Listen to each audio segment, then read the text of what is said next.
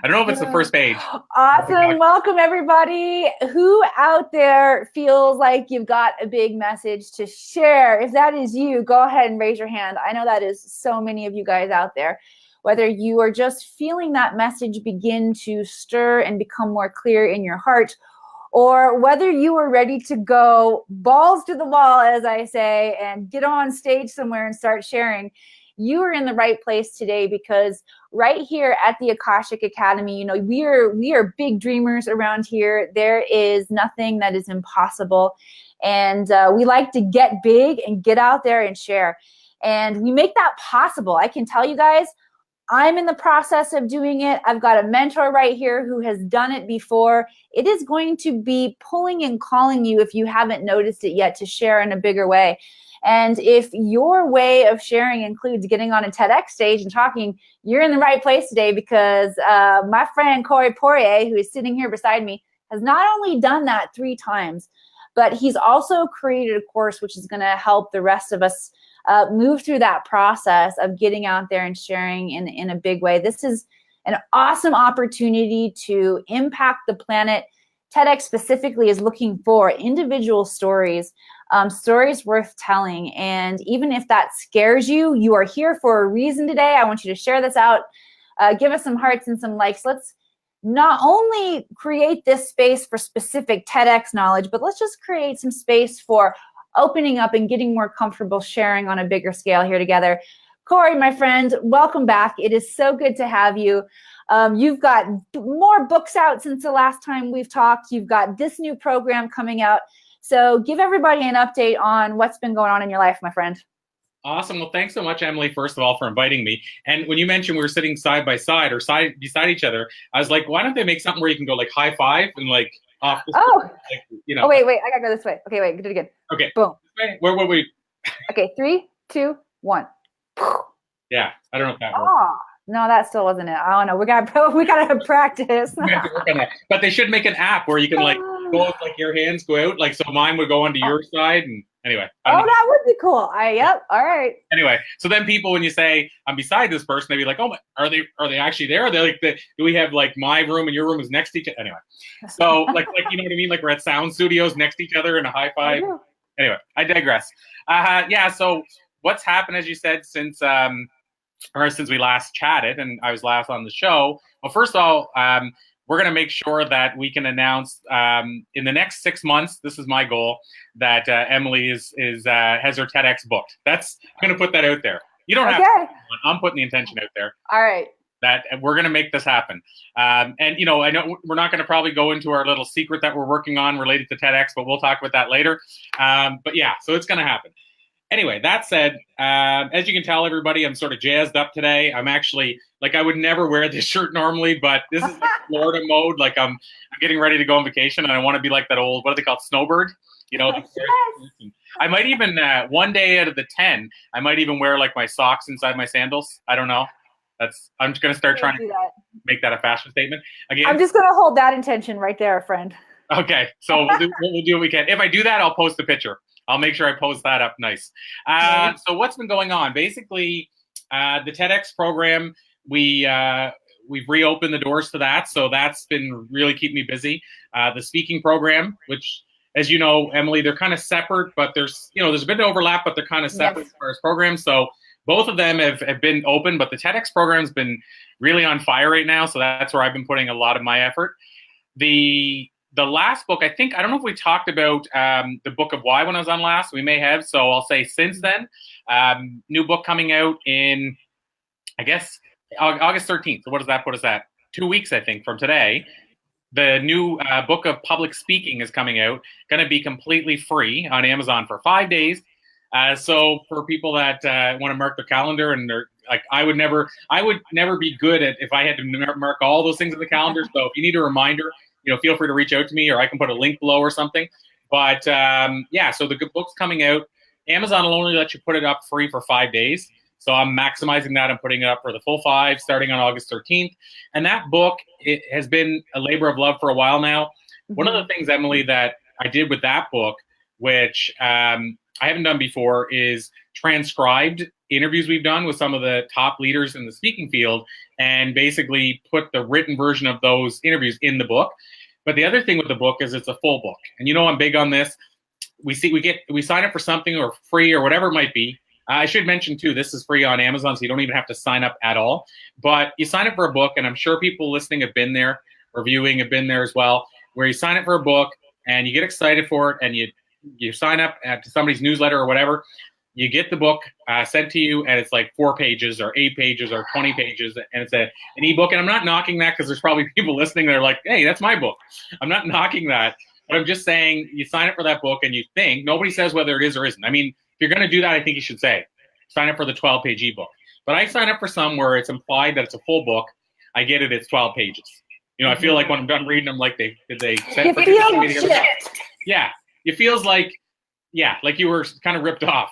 So this book, and every book I've done, but that's really big to me. This book is, I want to say, you know, it's in Amazon or Kindle pages, like 3,000 pages, but Kindle numbers make no sense to me at all. So in real world, it's like 100 and some pages, like 175.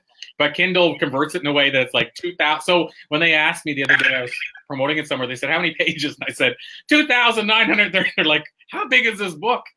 But anyway, so it's a normal size book. You're not getting like, it's free, and you're not getting this 12-page ebook that says, here's how you can buy my full-fledged program.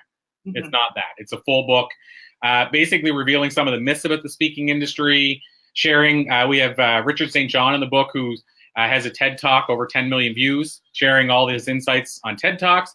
We have Tom Ziglar, the proud son of Zig Ziglar, sharing what he's learned from the Ziglar speaking program. So it's the real deal book. And anyway, so that was a long answer. Yeah. Stop getting ready for the holidays. But yeah, that's what's been going on. Definitely keep us posted, and post the link in here where we can tune in and get our free copies of that. But let's talk more about TEDx, and specifically, why do you think that there is such a craze right now? I mean, it's obviously gotten me for TEDx talks. What's the intrigue? So here's what I think happened. The TED conference started in, I'm going to go by memory here, but I have the book here somewhere. I could look it up. But Silicon Valley, I believe, was the first ever one. But they ran TED conferences for X amount of years. It was a conference. The main one conference had, say, 500 attendees-ish. Mm-hmm. They were all passionate about what they were talking about, but it was kind of its own little, I'm going to say, little secret society almost. And then what happened was the original founder decided he was moving away from it. So Chris Anderson, the current curator, decided, I think he bought the rights to TED at the time. And he said, I want this to stay alive. And he did this one, he calls it, you know, the most important presentation of his life, and said, here's why we need to keep it alive in front of the 500 TEDsters. And X amount signed up before they left that conference for the next year. And that was what made it stay alive. And so the conference kept building, the main conference, and eventually moved to Vancouver. So I think the main conference now is in Vancouver in Canada. But what happened was Chris Anderson did two things really, you know, that I think that took, let's say, set the world on fire with TED. One, he decided to put them online. They had filmed all these talks and they hadn't done anything with them. So he put them online. And by the way, to my understanding, he talked to BBC. They approached BBC about putting the talks up originally. And BBC said, nobody wants to see those talks. There's no market for that. So then they built TED. And I think it's him. Somebody told me that it was almost like a happy accident, because it wouldn't be what it is probably because it would have been probably aired for 2 years, and then it would have got canceled. So first of all, airing those talks rather than just having it at the single conference, that was one thing. Second thing is taking it to a whole nother level by allowing people to operate TEDx events, which is kind of like, I kind of describe it like TED is like your main corporate office, and the TEDx events are like even though they're private entities, they're basically separate events run by separate organizers. So why did that stick, and why does it still, I guess, have that prestige? I think, so adding all those things I just said, I think it's because there's certain requirements that have to be adhered to for a TEDx talk. Mm-hmm. One of those things is, to my knowledge, I don't think they've ever paid a speaker ever to speak on a TED stage. So that on its own is like, wow, you can get Tony Robbins and Bill Clinton and Bill Gates to speak for free. Yeah. Mm-hmm. So that's one thing. Second thing is they always have to be under 18 minutes or they won't even air them, and there's no exception. So they've been so firm with these rules, it's almost like even if Tony Robbins' talk went to 20 minutes, they would say, Tony, sorry, dude, we love you. Mm-hmm. Maybe they'd let him record it over again, but they wouldn't air that talk. And there's been examples of big speakers they've had who went against the TED format or tried to sell from the TED stage and basically they either stopped them halfway through or they didn't air their talk. So they won't let you sell from the stage. You're not even supposed to my knowledge, at most of the events, wear brand name clothing, even if you're not showing the brand name. You're supposed to cut the tag off. And again, I don't know how strict some are with that. They also, a lot of them, you have to audition beforehand. As you know, Emily, some of the conferences have 2,000 applicants, and they can always only pick usually a maximum of 10. So for those particular large TEDx conferences, your odds of getting a talk are less than 1%. So this is a long way to say, because of the way they structured them and because they held firm with that structure, it's almost like a franchise. When you go to this place, you're going to get this meal, for better or worse. Well, I think what happened with the TEDx events is they had to adhere to the main conference. And because of those approaches, people are just like, wow, only so many people can get these. If you do any of these things wrong, you're booted off. And it's almost like they have the power, and it's like a secret society. So I think it's like a big secret society that people want in on. And because of all those elements, people clamor to them. And because some of them have the potential to hit millions of views and go viral, everybody wants to be that viral TED Talk. So, Emily, that's about 6 reasons why I think TEDx is prestigious and why people are hung up on them right now. I can tell you, back in the day when they first started putting the TED Talks on YouTube, I became a junkie right away. Like, my husband and I would listen to them in the car while we were driving. Like, you're listening to an old radio show. It had like that nostalgic quality because you're only hearing the voice of someone talking while we were driving. But it's so cool when you are able to deliver, and that format is really important too, because our attention spans are crap, right? And that's one reason why it's really cool. Go ahead. No, I said, you said our attention spans are crap, and I said, what's that, Emily? I didn't catch that. Terrible. I'm sorry. Boom, boom, boom. We both have a little entertainment background, so we can't help but inflict a little bit of that on you guys. But yeah, when you can really bring something home in that short amount of time and tell a really impactful story that shifts people, it's pretty cool. It is interesting and tricky to be able to fit into that format. It is very much like a secret society. But that's why it's amazing when we have people like you who have done it before, who are guiding us through the process. And I'm going through the process right now. And there are a lot of different approaches that you can take going through the process. Corey does a really good job of helping guide you through breaking down what that looks like and how you want to show up and share your message. The thing that makes it really, really cool, another thing really cool about TED is I remember from back in my Hollywood days, I was listening to a young filmmaker talk about the shift that was happening in filmmaking. This was right around the time when digital video became something that we could use. And of course, now we can just, you can make a movie on your camera on your phone if you want to. But at this point in time, the creative filmmaking industry and creative arts industry was really undergoing a time where anybody could step up and start making content. And that's really an interesting parallel that I feel like that TED has opened up, is they've opened up the ability for everyday people with a powerful message or an inspirational something to share, a really big platform and opportunity to do that. Now it's grown so big, and like you said, everybody wants their chance to get on that stage, that it is really, really competitive. So I'm finding it really helpful to cut out some of the steps along the way and dive in with a mentor so I can get really clear and specific on what this process looks like. So Corey, you want to talk a little bit more specifically about what the course looks like for people? Yeah, absolutely. And something that you mentioned there, Emily, which I think is important, is that you and I have just started this journey together and the guidance behind it. But you and I have chatted as well about how it's one of those things where, here's the thing, it's not an overnight happening, and it also can be. Now, the can be is you have to get really lucky in timing and all that stuff, but it's typically not an overnight thing. None of the TEDx talks I delivered were overnight. So I think sometimes the challenge is, as you said, we're all like, now we want everything so quick that it makes it hard to realize that this might take a bit of time, but the payoff is big. The payoff is massive. So what I've said this, and I've stand firm to this, is that TEDx will open a door. So TEDx Talks will open doors that almost nothing else will right now. And so I'm going to say something that's maybe a bold statement, but true. And then I'll come back to your question about what's, how's this program mapped out. But if you think about it, years ago, what was it that opened doors that more than anything else? And of course, people are going to say TV. And yeah, there's a truth to that. TVs and interviews, large mediums like your Inc. and those still do open doors, Entrepreneur Magazine and stuff. But more than anything, I studied all the top speakers, like your Tony Robbins, your Seth Godin, your Jack Canfield. And what do they all have in common? And I won't make you guess or anything like that if you don't want. Okay, good, because I don't know. They all have books released books with major publishers. Got it. With a big distribution. So saying that, there's one of your tips. If you want to know, how do I get my story blasted to the world, spend whatever time it's going to take, and it could take you 3 years. It'll take you longer. I would say it took me longer, but I would take you longer to get a book deal and get the book out than to get 2 TEDx talks. If you use, if you follow the system and you don't give up on it and you put in the time. But saying that, the big publishers aren't looking for authors as much as they used to. They want the proven authors.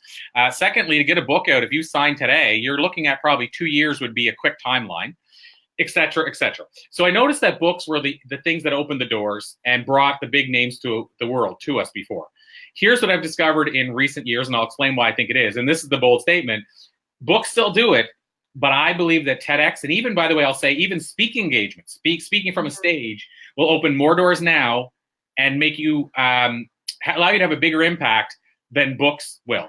And I'm generalizing there when I say books will. So why do I think that is? And this is me saying I just released a book. So this is me going against myself here. But why is that? It's because what we just talked about, to get a TEDx talk is not easy. It's highly competitive. When you do get the talk, big things can happen. But here's the reason why I think it's not necessarily that TEDx talk jumped up ahead of books. It's that books, and I hate to say this, but books jump down a notch. And why do I say that? And I'm doing it myself. I'm guilty of this myself. But it's digital books, Kindle books. These things have made it so easy to launch a book, and actually so easy to have an international best-selling book, that what's happened, in my belief, print books have gained a new amount of credibility now because people are separating from Kindle. But because we can put it in a book so easily, I think what's happened is people kind of look and say, well, anybody can be an author now. And anybody could be a TEDx speaker, but it takes more work. There's not as easy. There's other people deciding on that. Whereas the book, you can decide, I might not be with a major publisher, but I want a book out next month, and you can have it out on Amazon next month. And if you launch right, you can have an international best-selling book. So if that makes sense, Emily, I think it's because now it's easier to have a book than before. And we just said there's people that promise a book that turns into a 12-page ebook, which is really a sales pitch for their program. Books have lost maybe just a touch. Is that fair to say? I know that's a bold statement, but because I love books. So what's happened is TEDx has maybe gone up another notch because books have maybe dropped just a slight notch. Still love books, still believe they have high credibility, but they've maybe lost a bit of it. In terms of the program itself, it's basically, I get asked the question probably more than anything else right now is, how do I get on a TEDx stage? As you said, that's the new thing. So I get asked that question. Doing 3 TEDx talks, people seem to notice that and go, okay, well, how did you get one? Then how did you get a second one? And as you know, there's little hacks that I've discovered that I applied that allowed me to actually get those talks. And some of them, as you know, Emily, are really practical. One of them, we could go into this, but it might take us a bit of time. But one of them you tried to use, and I'm not going to go into too much detail because it's your story to share, but you landed possibly at least multiple media engagements from using that one hack. And I said it, I think you might be on your fast path to becoming a regular on a television station's programming because of taking that one hack approach.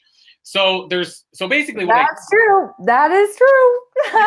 You said, oh, I should share that when we talked about it. So I'm like, yeah, I think you should. But the point is, what I did was I discovered a system that allowed me to get my TEDx talks in quicker, to increase my odds. I said less than 1% with the large conferences. You and I have chatted.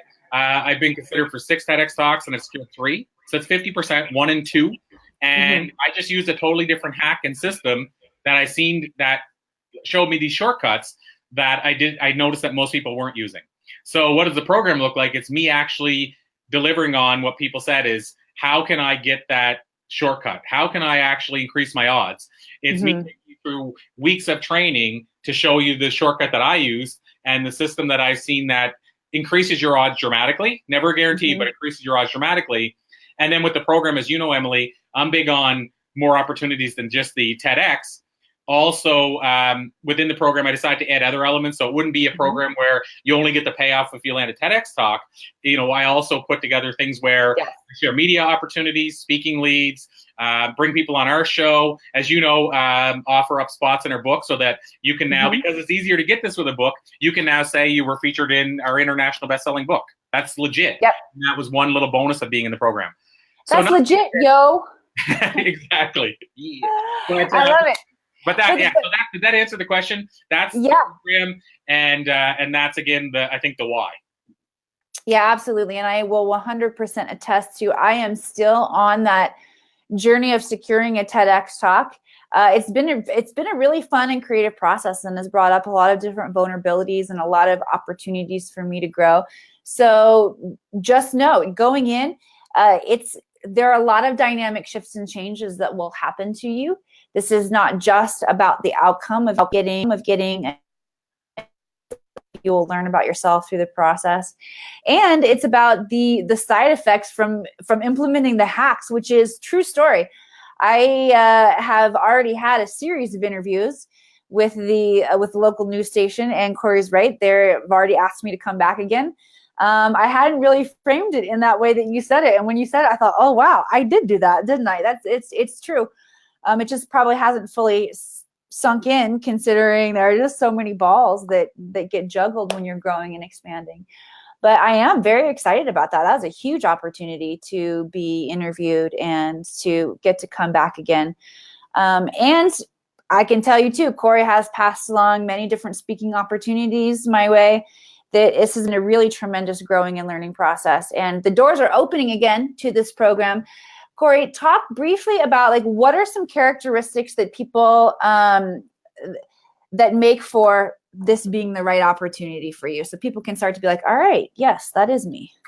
So great question. And I've been doing some interviews this week, of course, based on the program itself. Is one of the things I get asked the question, and I got asked the question, like I say, 3 or 4 times this week, is, am I ready? So people say, am I ready for a TEDx talk? And here's my answer. Your story is ready already. And that sounds weird, but I think that's something people need to recognize, because I think people are worried to get started. But your story is already ready. All you need is to understand the format for how to deliver your story in a TEDx style. And then also what's the process and what's the shortcut to the process for actually securing the TEDx talk. So how do you know if you're ready? Well, everybody has a story. Do you know why your story resonates? What's powerful about your story? How to share it? If you already know those elements, if you know how to craft a story, if you know how to incorporate elements that resonate with people, then you're already, let's say, ready to take the step towards the TEDx talk.